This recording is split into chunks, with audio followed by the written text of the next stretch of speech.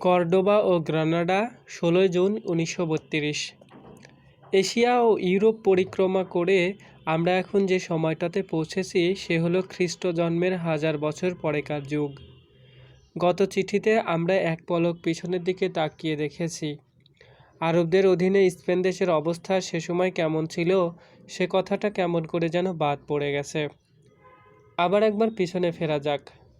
স্পেনকে সেই সময়কার ইতিহাসে তার নির্দিষ্ট স্থানে বসাতে হবে তো। আগে যা বলেছি তা যদি তোমার মনে থাকে তবে স্পেনের ইতিহাস কিছুটা তোমার খুব সম্ভব জানাই আছে। খ্রিস্টীয় ৭১১ অব্দে আরব সেনাপতি তারিক সমুদ্র পার হয়ে আফ্রিকা থেকে স্পেনে পদার্পণ করেন।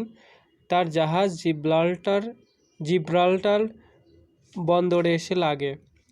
তারিকের পাহাড় জাবালুত তারিক, এই কথাগুলি এখনও জিব্রাল্টার নামের মধ্যে থেকে গেছে। ২ বছরের মধ্যে সমস্ত স্পেন আরবদের প্রদানত হয়। কিছুকাল পরে তারা পর্তুগালও দখল করে বসে। এখানেই তাদের অভিযান শেষ হলো না। তারা দলে দলে ঢুকে পড়ল ফ্রান্সে, ছড়িয়ে পড়ল দক্ষিণ ইউরোপের সর্বত্র। এই আরব বিভীষিকা ইউরোপের মনে তুমুল ত্রাসের সঞ্চার করে।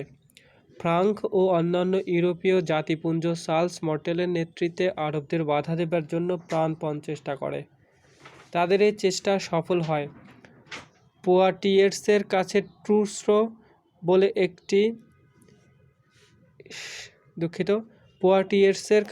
ট্রুসো বলে একটি জায়গায় ফ্রাঙ্করা আরবদের পরাজিত করে।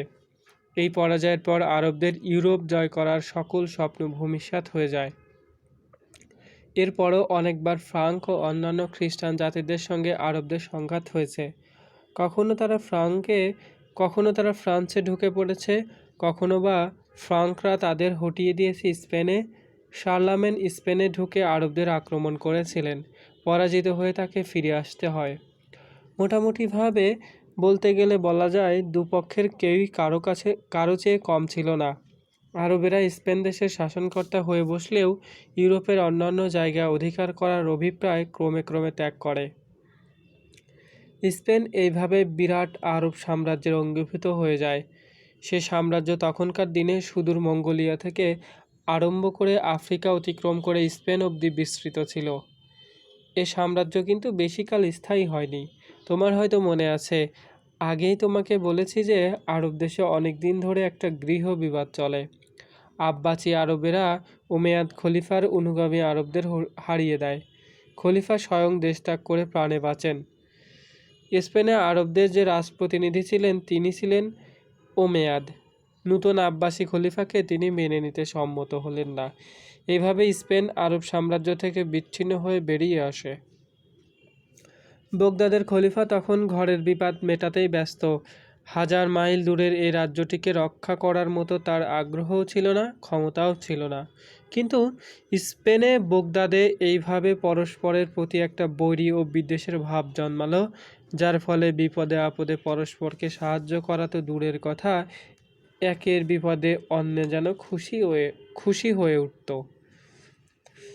মাতৃভূমি থেকে এইভাবে বিচ্ছিন্ন হয়ে স্পেনীয় আরবেরা মস্ত একটা ভুল করেছিল। সুদূর বিদেশে বিজাতীয় শত্রুদের মাঝখানে তাদের বাস, সংখ্যায় তারা যৎসামান্য, বিপদে আপদে তাদের সহায় সম্বল কেউ ছিল না। সুখের বিষয়, সে সময় তাদের মনে আত্মপ্রত্যয়ের অভাব ছিল না, তাই তারা বিঘ্ন বিপদকে অনায়াসে তুচ্ছ করতে পারত।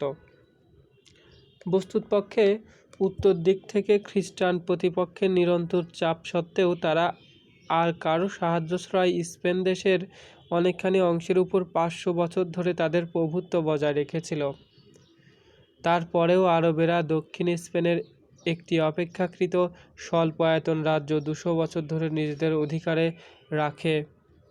তাহলেই দেখা যাচ্ছে বাগদাদ সাম্রাজ্যের পতনের অনেককাল পরেও স্পেনের আরবেরা অপ্রতিহত ছিল। বাগদাদ শহর ধুলোয় মিশে ধুলো হয়ে যাবার আরও অনেক যুগ পরে আরবেরা স্পেন থেকে শেষবারের মতো বিদায় নেয়।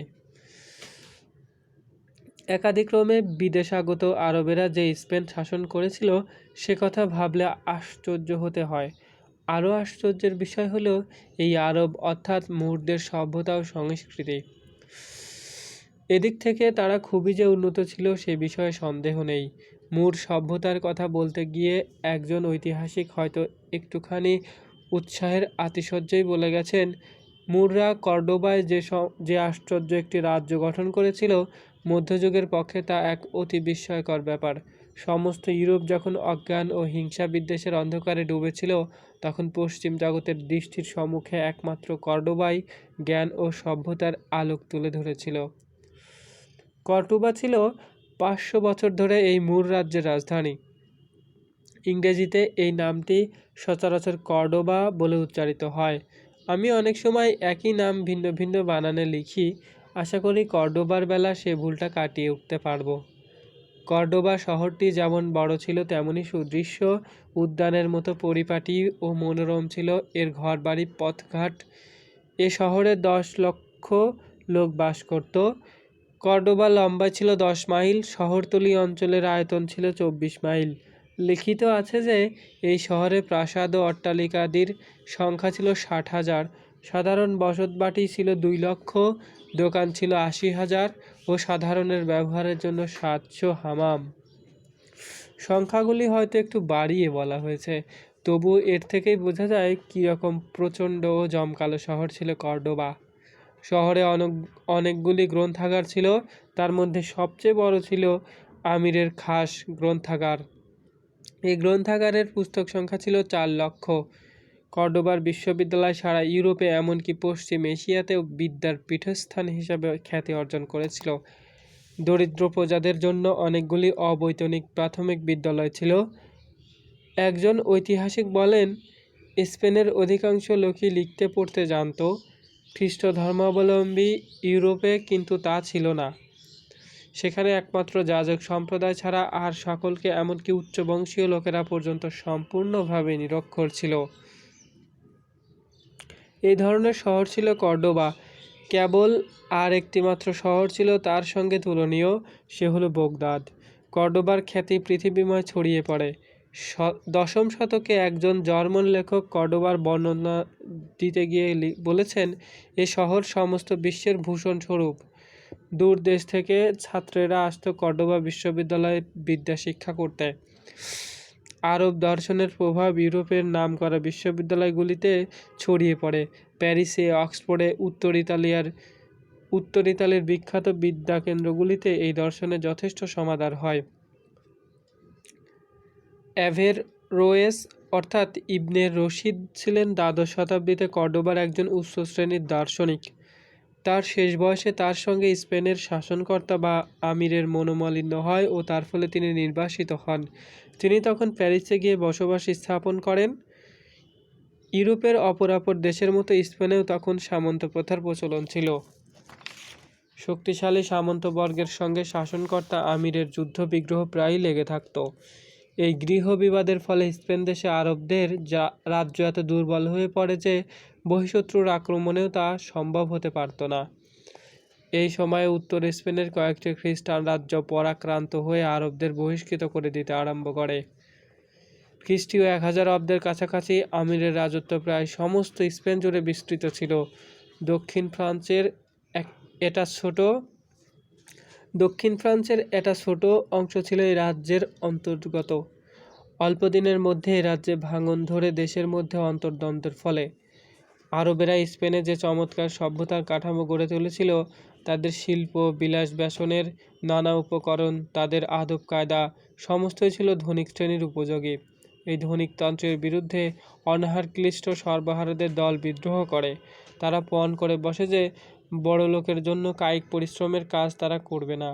গৃহবিবাদ দেশের চারিদিকে ছড়িয়ে পড়ে। বিভিন্ন প্রদেশগুলি মূল রাজ্য থেকে বিচ্ছিন্ন হয়ে যায় এবং স্পেন দেশের আরব সাম্রাজ্য ভেঙে খান খান হয়ে পড়ে। এরূপ বিপর্যয় সত্ত্বেও আরবরা বহুদিন মাটি আঁকড়ে পড়ে থাকে। শেষ পর্যন্ত 1236 খ্রিস্টাব্দে কাস্টিলের খ্রিস্টান রাজার হাতে কর্ডোবার পতন ঘটে। আরবদের তাড়িয়ে নিয়ে যাওয়া হয় দক্ষিণ দিকে। দক্ষিণ স্পেনে তারা গ্রানাডা নামে একটি ক্ষুদ্র রাজ্য গঠন করে এবং সেখান থেকে শত্রুর আক্রমণ প্রতিহত করতে থাকে। আকারে ছোট হলেও গ্রানাডাকে আরব সভ্যতার একটি অতি ক্ষুদ্র সংস্করণ বলে অভিহিত করা চলে। গ্রানাডার বিখ্যাত আলহাম্ব্রা প্রাসাদ এখনও আরব স্থাপত্য ও সভ্যতার একটি চমৎকার নিদর্শন স্বরূপ দাঁড়িয়ে আছে। স্তম্ভ, তোরণ প্রভৃতির নির্মাণ কৌশল ও গঠন বৈচিত্র্যে, প্রাচীর গাত্রে, আরবের অলঙ্করণের শোভায় এই প্রাসাদটি এখনও মানুষের মনোহরণ করে। আরবিতে এর নাম ছিল আলহাম্ব্রা, অর্থাৎ রক্তবর্ণ প্রাসাদ। আরবীয় স্থাপত্যে ও শিল্পে অলঙ্করণের একটি বিশিষ্ট পদ্ধতি দেখা যায়। এই অলঙ্করণ শিল্পের নিদর্শন ইসলাম প্রভাবিত অনেক অট্টালিকা ও মসজিদে নিশ্চয়ই দেখে থাকবে। মানুষ বা অন্য কোনো প্রাণীর ছবি আঁকা ইসলাম ধর্মনীতির বিরুদ্ধ। এজন্যই আরব স্থপতিরা নানাবিধ জটিল ও সূক্ষ্ম অলঙ্করণের সাহায্যে তাদের সৌন্দর্য স্পৃহা চরিতার্থ করবার সুযোগ খুঁজত। কখনো কখনো তারা স্তম্ভ, প্রাচীর কিংবা তোরণ গাত্রে কোরআন গ্রন্থ থেকে শ্লোক উৎকীর্ণ করে রাখত। আরবি হরফের আকারে একটি চমৎকার ঢেউ খেলানো রূপ আছে। এজন্য সহজেই এই হরফের সাহায্যে অলঙ্কার চিত্র অর্থাৎ ডিজাইনের অবতারণা করা চলে। গ্রানাডা রাজ্য 200 বছর ধরে আরবদের শাসন অধীনে ছিল। স্পেনের খ্রিস্টীয় রাজ্যগুলি ক্রমেই আরবদের উপর চাপ দিতে থাকে। এদের মধ্যে সবচেয়ে শক্তিশালী ছিল কাস্টিলের খ্রিস্টান রাজাকে গ্রানাডা কয়েকবার কর দেবে বলে অস্বীকার করেছিল। গ্রানাডা যে এত বছর ধরে টিকে ছিল তার একটি কারণ এই যে খ্রিস্টীয় রাজ্যগুলি পরস্পরের বিরুদ্ধতা করত। অবশেষে 1469 অব্দে দুটি প্রধান রাজ্যের মধ্যে বিবাহ সম্বন্ধ স্থাপিত হয়। ফার্ডিন্যান্ড ও ইসাবেলার বিবাহের ফলে কাস্টিল, আরাগন ও লিওন এই তিনটি রাজ্য একত্রিত হয়। এরা একযোগে আক্রমণ করবার পর গ্রানাডায় আরব রাজত্বের অবসান ঘটে। শত্রু কর্তৃক পরিবেষ্টিত ও অবরুদ্ধ হওয়া সত্ত্বেও আরবরা বেশ কয়েক বছর নিছক সাহসের উপর নির্ভর করে সংগ্রাম চালিয়েছিল। রসদ শূন্য হয়ে যাবার ফলে 1492 অব্দে তারা স্পেন বাহিনীর কাছে আত্মসমর্পণ করতে বাধ্য হয়। আরবীয় অর্থাৎ সারাসেনদের অনেকেই স্পেন ত্যাগ করে আফ্রিকায় চলে যায়। আধুনিক গ্রানাডার কাছে একটি জায়গা আছে, সেখান থেকে সমস্ত শহর দেখা যায়। এই জায়গাটার নাম এল আল্টিমো সসপিরো দেল মোরো, অর্থাৎ মুরের শেষ দীর্ঘশ্বাস। কিছু কিছু আরব স্পেন দেশে থেকে যায়। এরা ও দেশের লোকদের কাছে যে ব্যবহার পেয়েছে তা স্পেনের ইতিহাসে একটি লজ্জাকর অধ্যায়। নিষ্ঠুর হত্যাকাণ্ডের তাণ্ডব লীলায় পরধর্ম সহিষ্ণুতার যে প্রতিশ্রুতি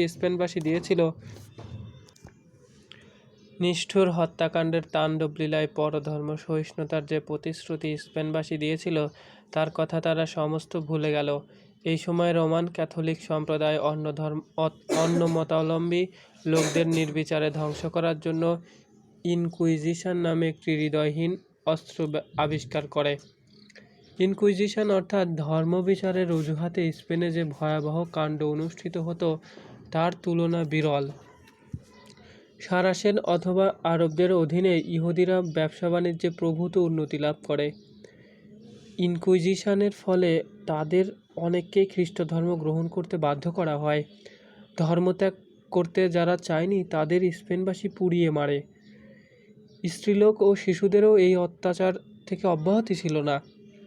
একজন ঐতিহাসিক লিখেছেন, বিধর্মী অর্থাৎ সারাসেনদের প্রতি আদেশ দেওয়া হয় তারা যেন আরব দেশের বিচিত্র পোশাক পরিহার করে বিজেতা স্পেনের প্রচলিত লম্বা পাজামা ও টুপি পরতে শুরু করে। নিজেদের ভাষা, আচার অনুষ্ঠান, এমনকি নাম পর্যন্ত পরিত্যাগ করে স্পেনের ভাষা, আচার অনুষ্ঠান ও স্পেনীয় নাম গ্রহণ করতে সারাসেনদের বাধ্য করা হয়। এই অন্যায়ের বিরুদ্ধে বহু বিদ্রোহ হয়েছিল, কিন্তু সব কিছু অকরুণভাবে দমন করে স্পেন তার প্রভুত্ব প্রতিপন্ন করার চেষ্টা করে। স্পেন দেশীয় খ্রিস্টানরা স্নান করা, গা হাত পা ধোয়া বিশেষ পছন্দ করত না। আরবরা স্নান, অবগাহন, আচমন ইত্যাদি অভ্যাস খুব ভালোবাসত বলেই হয়তো স্পেনের কর্তারা হুকুম জারি করলেন যে সাধারণের ব্যবহারের জন্য সব হামামগুলি বন্ধ করে দিতে হবে। বলা হলো, বিধর্মী মরিস্কো বা মুরদের পাপের হাত থেকে উদ্ধারের জন্য এমন আইন বানাতে হবে যাতে আরবরা স্ত্রী পুরুষ নির্বিশেষে ঘরে অথবা বাইরে প্রকাশ্যে অথবা গোপনে স্নান প্রক্ষালনাদি আর না করতে পারে। আরবদের তৈরি পাপের কুণ্ডু এই হামামগুলি ভেঙে চুরে ধ্বংস করে দিতে হবে। স্নানরূপ অপরাধ ছাড়া আর যে একটি দোষের জন্য আরবরা স্পেনের কাছে অপরাধী প্রতিপন্ন হয়েছিল সে হলো আরবদের পরধর্ম সহিষ্ণুতা। কথাটা শুনে খুব আশ্চর্য মনে হয়, কিন্তু ধর্ম বিষয়ে আরবদের ঔদার্য অপরাধের তালিকায় খুব উঁচু স্থান পেয়েছিল। ভ্যালেন্সিয়ার প্রধান ধর্মযাজক 1602 খ্রিস্টাব্দে তার রচিত একটি বইয়ে সারাসেনদের স্পেন থেকে বিতাড়িত করার সপক্ষে যতগুলি যুক্তি দিয়েছিলেন তার মধ্যে প্রধান যুক্তি ছিল এই যে আরবরা তাদের নিজেদের ধর্ম সম্বন্ধেও নাকি যথেষ্ট গোঁড়া ছিল না। এ বিষয়ে বলতে গিয়ে ভ্যালেন্সিয়ার আর্চবিশপ লিখেছেন, এই মরিস্ক অর্থাৎ আরবরা তুর্কি ও অন্যান্য মুসলমান জাতির মতো ধর্ম বিষয়ে নিজেদের প্রজাদের সম্পূর্ণ স্বাধীনতা দেয়। প্রজারা এদের অধীনে নিজেদের জ্ঞান বুদ্ধি বিবেক অনুযায়ী স্ব ধর্মমত অনুসরণ করে। সমালোচনা করতে গিয়ে বিশপ ঠাকুর স্পেনের আরবদের কত বড় প্রশংসা করে গেছেন তা তিনি নিজেও জানতেন না। এই আরবদের তুলনায় কীরকম সংকীর্ণ মনা ও ধর্মান্ধ ছিল স্পেন দেশীয় খ্রিস্টানরা। রোমান ক্যাথলিক ধর্ম ছাড়া অন্য কোনো ধর্ম তাদের কাছে প্রশ্রয় তো পায়নি, বরঞ্চ লাঞ্ছিত হয়েছে। লক্ষ লক্ষ সারাসেনদের জোর করে স্পেন থেকে বহিষ্কৃত করা হয়। এদের বেশিরভাগ যায় আফ্রিকায় এবং একটা অংশ যায় ফ্রান্সে। কিন্তু একটা কথা মনে রেখো, বহিষ্কৃত হবার আগে এই আরবরা দীর্ঘ 700 বছর ধরে স্পেনে বসবাস করছিল। এই সময়ের মধ্যে তারা অনেক অংশে স্পেনের লোকের সঙ্গে মিশে গিয়েছিল। জাতিতে আরব হলেও এরা ক্রমেই স্পেনবাসী হয়ে যায়। শেষের দিকে খুব সম্ভব স্পেনের আরবদের সঙ্গে বাগদাদের আরবদের খুব অল্পই মিল ছিল। স্পেনে যেসব জাতি বাস করে তাদের মধ্যে এমন বহু লোক আছে যাদের ধমনীতে যথেষ্ট পরিমাণে আরব রক্ত আজও প্রবাহিত হচ্ছে। আগেই বলেছি, কিছু কিছু আরব যায় দক্ষিণ ফ্রান্সে, এমনকি সুইজারল্যান্ডেও। স্পেন থেকে বহিষ্কৃত হয়ে আশ্রয়ের সন্ধানে তারা এসব জায়গায় বসতি স্থাপন করে। এখনও এইসব অঞ্চলের দু একটি ফরাসি মুখের মধ্যে আরবীয় ছাপ স্পষ্ট দেখতে পাওয়া যায়। এইভাবে স্পেনে কেবল আরবদের রাজ্য নয়, তাদের সভ্যতারও অবসান ঘটে। এশিয়া খণ্ডে আরব সভ্যতার পতন আরও আগেই ঘটেছিল। সে সম্বন্ধে কিছু পরেই আমরা আলোচনা করব। অনেক দেশ, অনেক সংস্কৃতিকে সমৃদ্ধ ও প্রভাবান্বিত করেছিল এই আরব সভ্যতা। বিলুপ্ত হয়ে গেলেও এই সভ্যতার বহু উল্লেখযোগ্য স্মরণচিহ্ন পৃথিবীময় ছড়িয়ে আছে। পরবর্তীকালের ইতিহাসে আরব তার পুরাতন প্রাধান্য আর উদ্ধার করতে পারেনি। আরবদের চলে যাবার পর ফার্ডিন্যান্ড ও ইসাবেলার অধীনে স্পেন খুব শক্তিশালী হয়ে ওঠে। কিছুদিন পরেই আমেরিকা আবিষ্কারের ফলে স্পেনের ধন সম্পত্তি প্রভূত পরিমাণে বৃদ্ধি পায় এবং কিছুকালের মতো স্পেন ইউরোপের সবচেয়ে শক্তিশালী রাজ্য বলে স্বীকৃত হয়। স্পেনের উত্থান পতন দুইই আকস্মিক। অভূতপূর্ব উন্নতির পরই স্পেন আবার এমন একটা জায়গায় গিয়ে নামে যে রাজশক্তি হিসাবে তার স্থান অতি নগণ্য হয়ে যায়।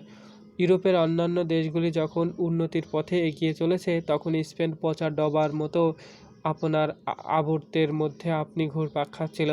মধ্যযুগের গৌরবময় স্বপ্নের মধ্যে সে ছিল বিভোর হয়ে। নতুন যুগ যে এসেছে তা আর সে খেয়াল করেনি।